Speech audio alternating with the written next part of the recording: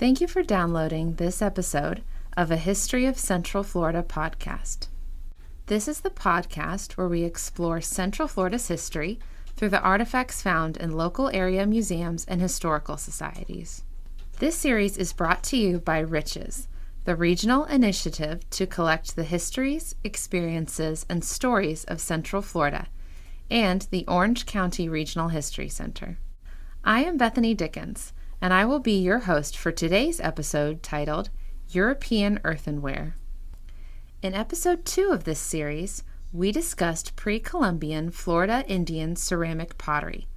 This episode tells another part of the story of ceramics in Central Florida's history. We examine European earthenware, ceramic shards and pieces of pottery left behind by the various European groups that settled in Florida during the colonial period. The archaeological excavations that have yielded these artifacts have enhanced the historical record of the European presence in Florida. Olive jars, for example, help archaeologists track sites that have had significant Spanish contact. We spoke to George Long from the University of Central Florida about Spanish olive jars. Olive jar shards are found almost anywhere where the Spanish had any contact, either mission sites or trading sites, towns like St. Augustine, because the olive jars are a very common type of storage vessel. They carried wine in them, olive oil, a variety of materials.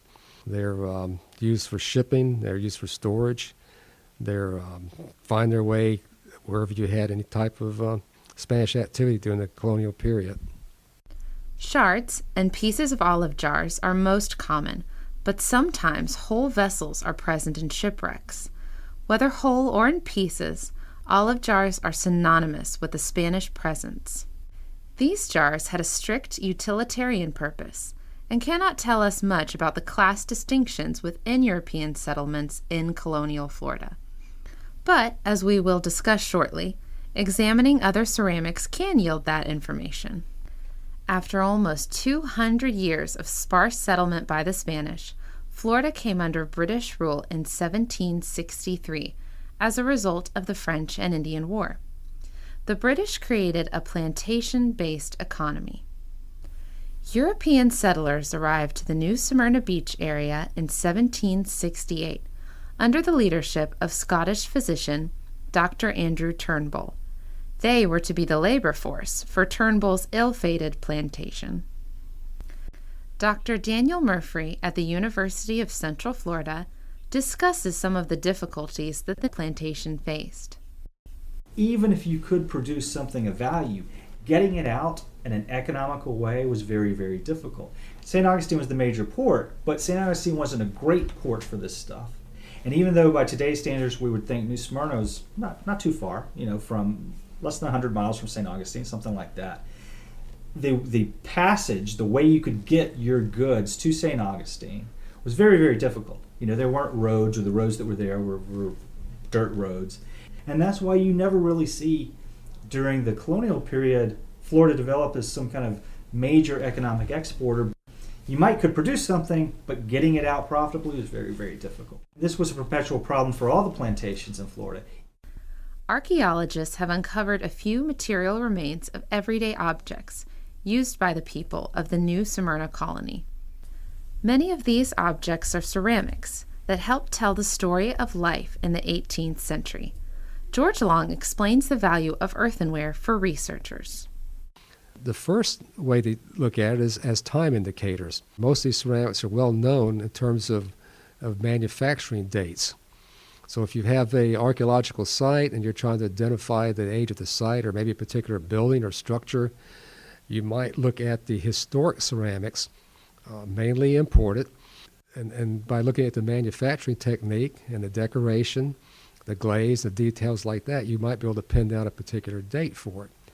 Now, besides the cultural chronology, another way of looking at ceramics is to see what they tell us in terms of life ways, lifestyles, what type of contact that maybe the colony or the town had with other peoples in terms of looking at trade pottery.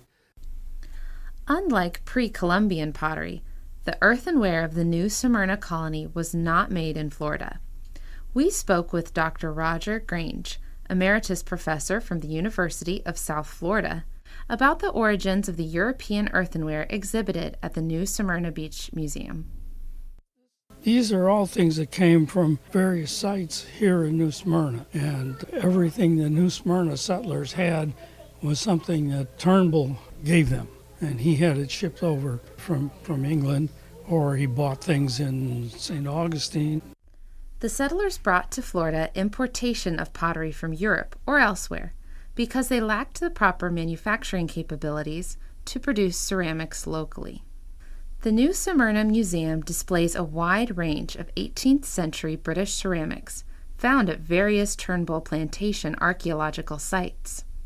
Though this refined earthenware also had a utilitarian everyday purpose, the materials used and the artisanship help researchers understand class distinctions within colonial societies. Common inexpensive varieties of pottery would be the lead-glazed earthenware, the combed slipware, and some of the coarser stonewares. The stuff that people of a higher social standing would use, the white salt-glazed stoneware and the creamware or pearlware, and a few people might have some Chinese export porcelain, but it wasn't very a thing that common people would use in their daily life. Stark class division was indeed noticeable at the New Smyrna plantation. Most of the approximately 1,300 settlers that Turnbull brought to New Smyrna were indentured servants that had to answer to Turnbull or his overseers. Thus, the overseers enjoyed a higher social standing and would have been able to afford finer ceramics. Indentured servants, on the other hand, had to make do with whatever Turnbull would provide for them. Dr. Grange tells us a bit more about Turnbull's treatment of his indentured servants. He does mention buying clothes, shoes, and things like that for the settlers, but he also admitted in one context that his settlers were less well clothed than the slaves at the other plantations, which means he wasn't treating them very, very well at all. The people he had working here were indentured. They signed up papers that they will work for him for varying periods of time, 7 to 10 years, and that at the end of that time of their service, they might be given land, they might stay on. He hoped that people would love it here and would stay on, but the colony did not last but 11 years. In 1777, the American Revolution, drought, and tensions between indentured servants and overseers resulted in the abandonment of the Smyrna plantation. The British governor of Florida gave the indentured servants refuge and allowed them to resettle in St. Augustine. Though Turnbull's Smyrna plantation lasted only 11 years, the material objects left behind by the New Smyrna colonists have allowed archaeologists and historians to paint a clearer picture of the past. George Long summarizes the importance of earthenware for researchers. Ceramics are so important because they last. They're permanent. And not only do they last, they are subject to a lot of modifications in form and function to tell us a lot about how they're used. And not only do they vary a lot in their form and function, they vary a lot in their surface treatments and decorations, which is handy for sometimes for dating purposes and also illustrating if they have some type of real elite type usage or they're very simply decorated for everyday purposes. We hope that you have enjoyed this episode of a History of Central Florida podcast.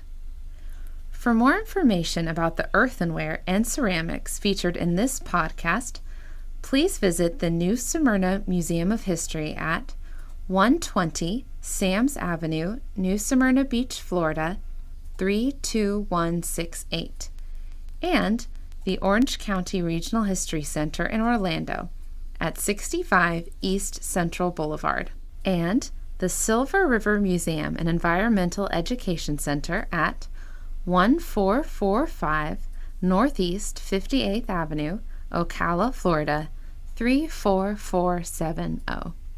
Make sure to join us for our next episode titled St. Benedict Medal.